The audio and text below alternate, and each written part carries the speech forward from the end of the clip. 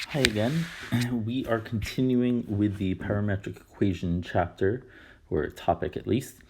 And this particular type of parametric equation are referred to as polar coordinates. You actually saw an example of this on the last topic summary. I just didn't point it out at the time. And so while polar coordinates are usually x and y are functions of t, if x is a function of r and theta and y is a function of r and theta, then it is referred to as a polar coordinate or polar equations, which is, again, a type of parametric equation. And so this is the form of your x and y. And typically x is r cosine theta, so it's not some version of it, and y is typically r sine theta. And of course, if you square those and add them together, then you will have r squared times sine squared plus cosine squared, and the sine squared plus cosine squared is 1, which means that x squared plus y squared equals r squared. So that will be an equation that we may be able to make use of in one way or another. So you will notice that you can do calculus with polar equations also. Most of the calculus is the same as what we did with parametric equations, the same idea. Polar curves do have a slightly different tangent though, or slope of a tangent line, which is what I'm showing here. So dy dx is dy d theta over dx d theta, which is similar to what we had with parametric equations, but now r and theta are both variables, and so you need to use the product rule when taking the derivative of each, which is where this ratio came from. So that is what we're going to use when we get to an example where we need to find the slope of the tangent line. All right, but let's start with number 1. Here we want to convert the point 2 comma pi over 3 from polar to Cartesian coordinates. So that indicates that r is 2 and theta is pi over 3. Theta is always going to be in radians, so it's important to remember that and make sure that your calculator is in radians. Otherwise, you'll have to convert your radians into degrees and do that appropriately, which is fine as long as you remember to do so. So we need the Cartesian coordinates, which means we want x, and x, recall, is r cosine theta. So that's going to be 2 times cosine of pi over 3. And y is going to be r, or 2 times sine of pi over 3.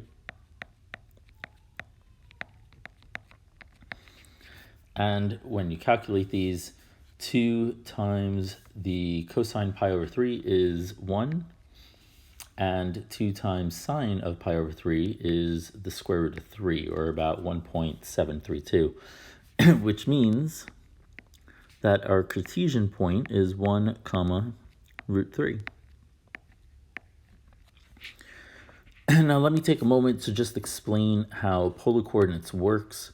With the Cartesian coordinate system, which you are most used to, you tend to think of it in a rectangular way. You move along the x-axis and then you go up along the y-axis, and that's how Cartesian works. But polar, you are going to actually first stretch out along the x-axis if r is positive. If r happens to be negative, then you'd go to the left, but let's assume positivity just for this example. And then theta is telling you the angle in the counterclockwise direction that you are going to shift. And so that is how the point system works. And so this means that we have a vector or a line of length 2 that is pi over 3 degrees up in the counterclockwise direction from the x-axis. So I did a little sketch of that. Let's take a look at part B. It says represent the Cartesian point 1, comma, -1 in terms of polar coordinates. So we're going backwards. So here x is 1, and we know that that is going to equal r times some cosine of theta, and y is -1, and this equals r sine theta. And we need to figure out r and theta. I'm going to look at y divided by x, because I realize that y divided by x is going to equal -1 over 1, which is -1, and r sine over r cosine, so the r's cancel out, and we have sine over cosine, which is tangent of theta. And I want to find theta, so theta is going to be the arctan of -1. And remember, make sure that your calculator is in radians. So when you look for the arctan,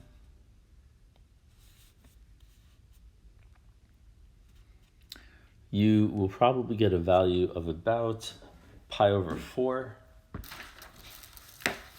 Let me check with my calculator. So arctan of -1, and my calculator is reporting back -0.7854, which is negative pi over 4.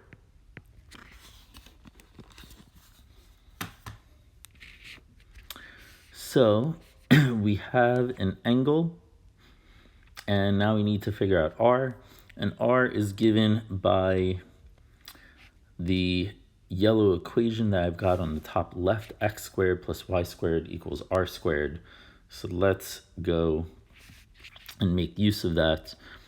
We have r squared is equal to x squared, or 1 squared, plus -1 squared, which is going to give us 1 plus 1, or 2, which means that r is the square root of 2. So visually, we know that 1, -1 will be about there. And now we know that this length is root 2.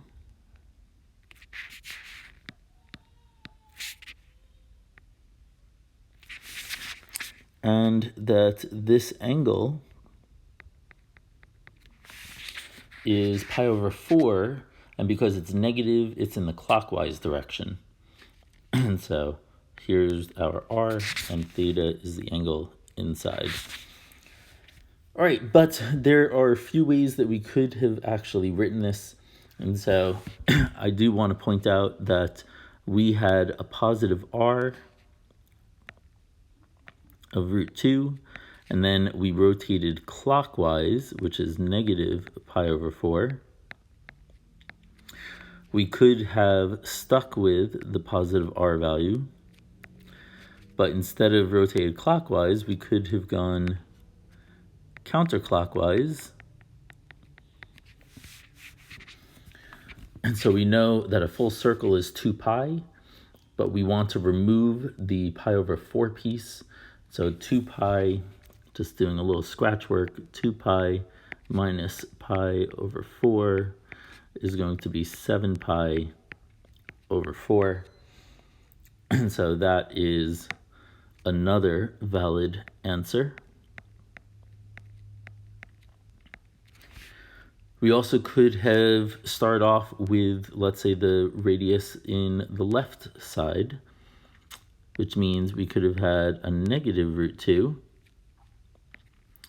and either moved in the clockwise or the counterclockwise direction. And if you work those two out, what you should get is negative root 2, negative 5 pi over 4 going clockwise, or 3 pi over 4 going counterclockwise. And so there's really 4 possible answers that you could have gotten for this problem. Any one of them would have been fine, but but I probably would have stuck with one of the first two on the left side. They all correspond to the same final point, though. That's my point. Let's move on to problem 2. We want to describe the graphs of the following curves. So for part A, we have r equals 2. Remember, r is just a radius, and so that is fixed, but theta is unknown, it's just random, and so theta is an angle that can change. So the angle changes, but r remains the same. All right, so if this is r, but the angle's changing,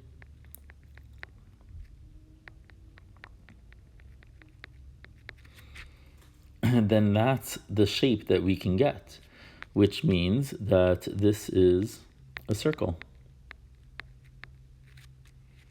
right? And specifically with radius 2.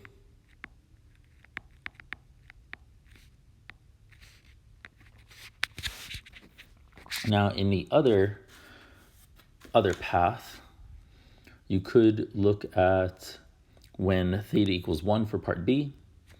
And so now the angle is fixed. And so here our curve, if we try to visualize it, theta is fixed, but r can change. So r can go either up or possibly down. And it could be short or it could be long. But the point is that only moves along this line. And so this is a straight line that's going to pass through the origin.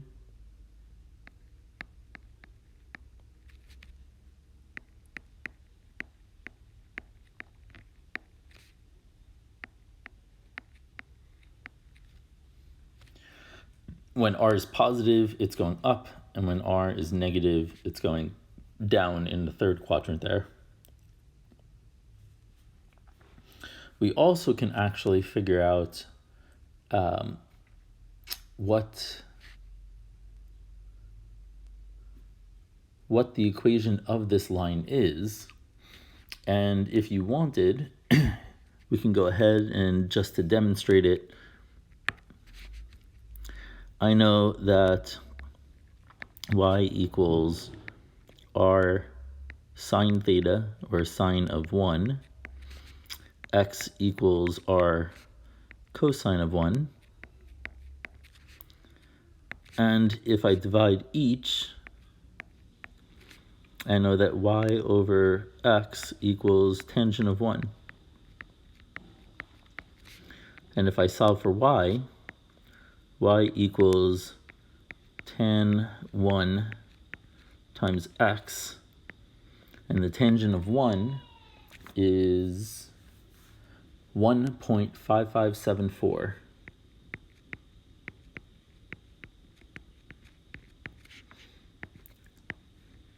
So that would be the equation of the line if you wanted to actually figure it out like we did. Now part C is a little more challenging. This is harder to visualize. So the polar curve r equals 2 cosine theta, we can manipulate in order to try to get a better idea of what this is actually going to be. So what I'm going to do is I am going to make use of the fact that x equals r cosine theta, which means that cosine of theta is x over r. And I'm going to substitute that in there in order to see that r equals 2 times x over r. And multiply both sides by r squared, by r, and I've got an r squared equals 2x. But we know that r squared is x squared plus y squared. I'm going to bring the 2x over, so we have x squared minus 2x plus y squared. And then I'm going to complete the square for the x terms. And so I see that this is x minus 1 squared. So that's going to give me x squared. It'll give me minus 2x. It'll also give me a plus 1, which means I also need to subtract 1 in order to have it be the same equation. And then finally, I could move that 1 to the right side, and we have x minus 1 squared plus y squared equals 1. So if we want to describe the shape, this is a circle.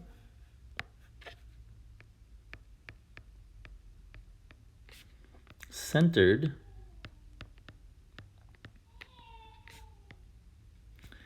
at the point 1, 0 with a radius of 1. And so now we figured out the shape of each of these equations. I am going to stop here for this one. We will continue with the rest